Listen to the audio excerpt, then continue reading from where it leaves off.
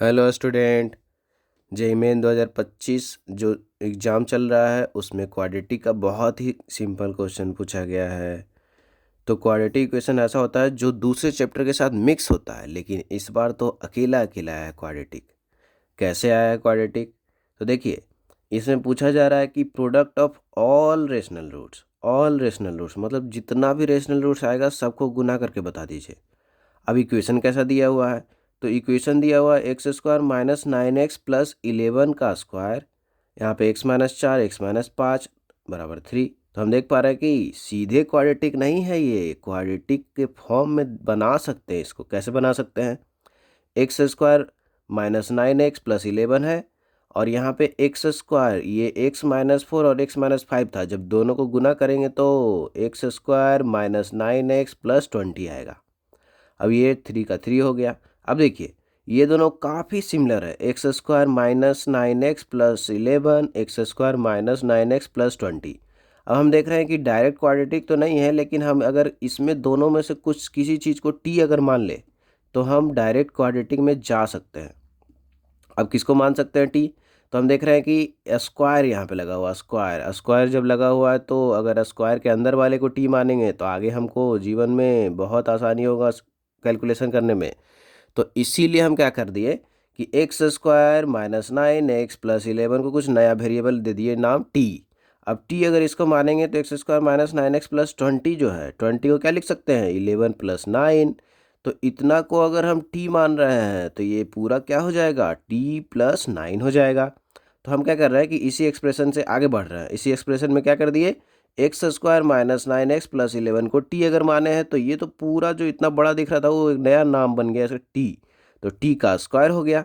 अब यहाँ पे इसके जगह पे क्या लिखेंगे t प्लस 9, तो माइनस बाहर था तो माइनस बाहर है, t प्लस 9 हो गया, और ये 3 का 3 आ गया। अब देखिए, यहाँ पे T square minus T minus 9, और इधर 3 प्लस में है तो उधर आके कितना हो जाएगा -3, तो -9 -3 कितना हो जाएगा -12। अब यहाँ पे देख पा रहे हैं कि टी में क्वाड्रेटिक इक्वेशन बन चुका है। अब इसका सॉल्यूशन निकालने तो सबको आता है, कैसे? इसको फैक्टराइज कर देंगे, 12 को फैक्टराइज करेंगे तो 4 और 3 में, तो यहाँ पे t-4 और t+3 ये फैक्टराइज हो गया। तो यहाँ से t का वैल्यू क्या क्या मिल सकता है? तो सबसे पहले अगर t-4 बराबर 0 करने पे हमको t बराबर 4 मिल सकता है, और t+3 बराबर 0 करने पे t का वैल्यू -3 मिल सकता है। तो हमको 2 t का वैल्यू मिला। अब यह है कि t किसको माने थे? तो t हम x square minus 9x plus 11 को माने थे, तो t के जगह पे x square minus 9x plus 11 रख देंगे और उसको 4 के बराबर कर देंगे।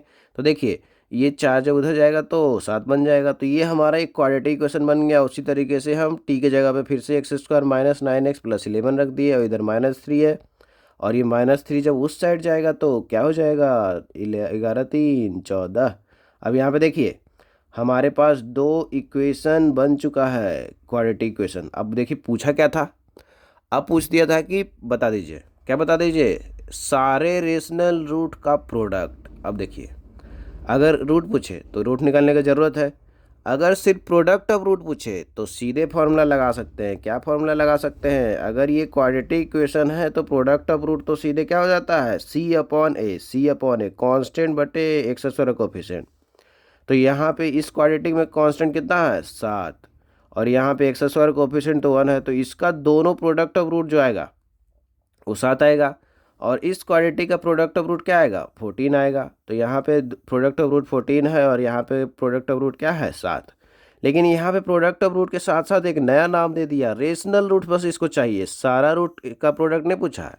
अगर सारे रूट का प्रोडक्ट पूछता तो यहाँ से 14 यहाँ पे 7, तो सीधे क्या कर देते दोनों को गुना। लेकिन थोड़ा सा ट्विस्ट है, रेशनल रूट्स का प्रोडक्ट पूछा है। अब बताइए कि क्वाड्रेटिक अगर कोई इक्वेशन है x square plus b x plus c बराबर 0, अब उसका रेशनल रूट कब बनेगा? कैसे पता चलता है कि रेशनल रूट है कि नहीं है?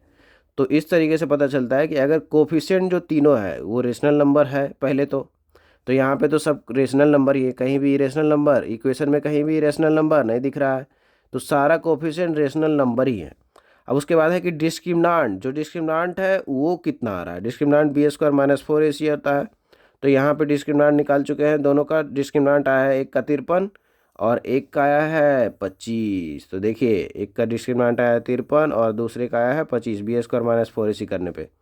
तो एक का 53 है, दूसरे का 25 है। अब क्या बोल रहा है कि डिस्क्रिमिनांट अगर परफेक्ट स्क्वायर हो जाए, परफेक्ट स्क्वायर का मतलब समझ रहा है कि जिस पे अगर टोपी लगाएंगे तो सीधे सीधे कुछ इंटीजर निकल जाएगा, कुछ नेचुरल नंबर निकल जाएगा। तो हम देख पा रहे हैं कि दोनों डिस्क्रिमिनांट में कौन सा परफेक्ट स्क्वायर है। तो 53 तो परफेक्ट स्क्वायर है नहीं, ये इरेशनल नंबर बना रहेगा। लेकिन अंदर रूट जब 25 करेंगे तो सीधे क्या निकल जाएगा 5, मतलब ये टोपी हट गया। अब ये जैसे ही टोपी हटेगा तो कैसा नंबर बन जाएगा, टोटल जो हमारा रूट है वो बन जाएगा रेशनल रूट। अब लेकिन यहाँ पे तो रूट जो बनेगा इरेशनल बनेगा। तो यहाँ से जो दोनों रूट आ रहा है वो कैसा आ रहा है, इरेशनल रूट। लेकिन हमको कैसा रूट चाहिए था, रेशनल रूट।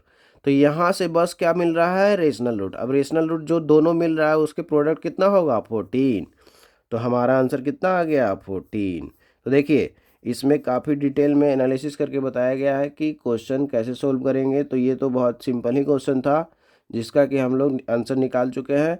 और इसी तरीके से बहुत सारा क्वेश्चन जो डिफ़िकल्ट भी आ रहा है सबका एनालिसिस किया जाएगा यहाँ पे इस प्लेटफॉर्म पे। और आपको मैथ में कोई भी दिक्कत हो, कोई भी प्रॉब्लम हो, आप जो डिस्क्रिप्शन में लिंक दिया हुआ है उस पर आप अपना डाउट शेयर कर सकते हैं।